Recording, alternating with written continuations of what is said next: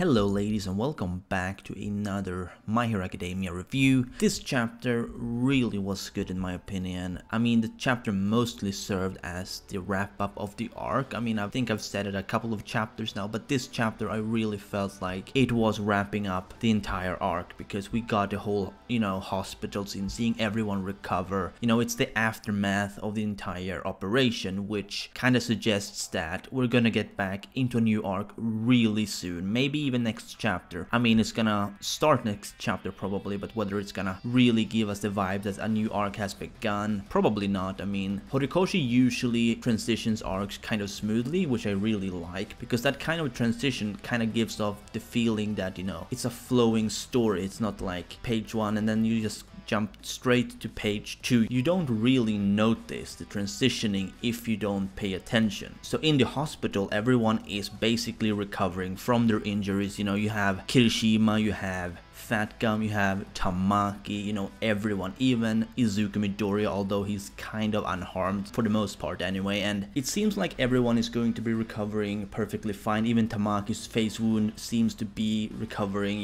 They said that it was going to be recovering completely. There wouldn't even be a scar remaining apparently, which surprises me, to be honest, given how severe that punch to his face was. He got a crystal full to the face, and normally you'd think that should leave some kind of scar, but apparently it's going to be completely healed after a while. Obviously it's not going to heal the next day unless Recovery Girl actually helps out, because we did see that Recovery Girl and All Might did actually come to the scene, which is really nice, but I will get into that later. Now what I really want to talk about is of course Eri, because she's been quite a high topic as of recently. In this arc she's been very relevant to the story, and she's now in quarantine because of her quirk, and I honestly don't blame them because her quirk is deadly. If she loses control of her quirk, things could get really ugly really quickly the moment someone touches her. And for that reason, they kind of need to keep her under check, They need to be sure that nothing happens as long as she's unconscious or until she learns how to somehow control that power. Because like Aizawa said, they can no longer be relying on that quirk because it is too volatile. It is hard to control, You just cannot rely on it, and that is another reason why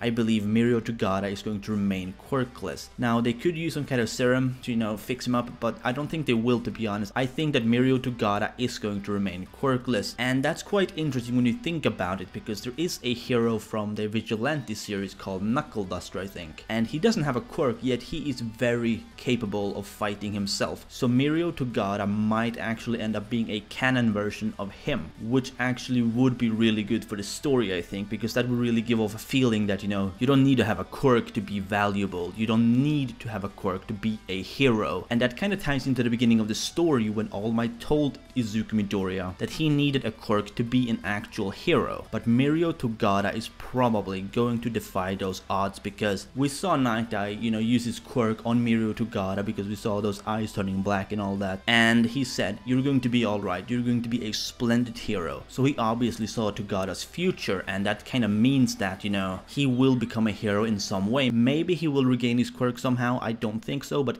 even if he does, I don't really mind, as long as it's not through Eri, because like Aizawa said, they cannot rely on her quirk, and that also applies to using it on Togata. They cannot use it on Togata just to restore his quirk. Now back to Nighteye, because he's dying, right? You see him in this bed, he's about to fucking die. And everyone's there, on the edge, because anything could happen, they're saying, we don't think he's gonna live through the night. And so everyone is just there for him in his last moments. And I think this was a really good move by Horikoshi, because we haven't really had a death yet, at least not of a character that we, have grown attached to. I mean, I personally haven't really grown attached to Nighteye, but I know a lot of people have, and for those people this moment should really have had an amazing impact, because when you see him die, oh shit, Togata is going to fucking crack. But at the very end, before he dies, we have this moment between Togata and Nighteye where he tells Togata to keep smiling, he wants him to be happy and become a hero, like I said before. So Nighteye really did value Togata a lot. So that moment you could really tell the relationship between Togata and Nighteye,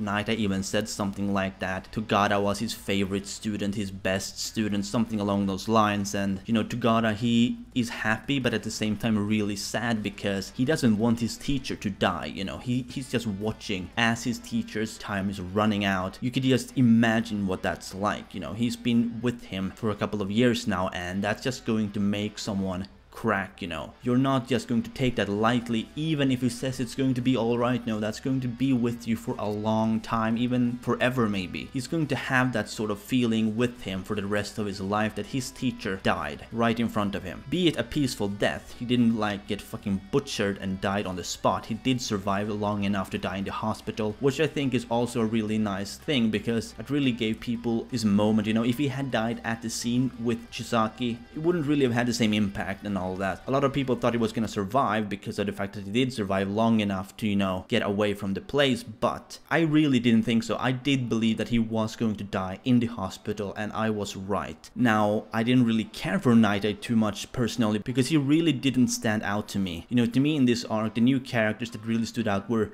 Tamaki, Togata, and Chisaki, and Eri. Those characters are the new characters that I really put a lot of value in, and yeah, Nighteye just wasn't one of them, but despite that, his death really had an impact on the story, even if it didn't really have an impact on me personally. So the death of Nighteye, as I said, it was kind of good, and I really want to talk about it from Horikoshi's perspective, because it's the first really big death that we've had, and he wrote this death really well.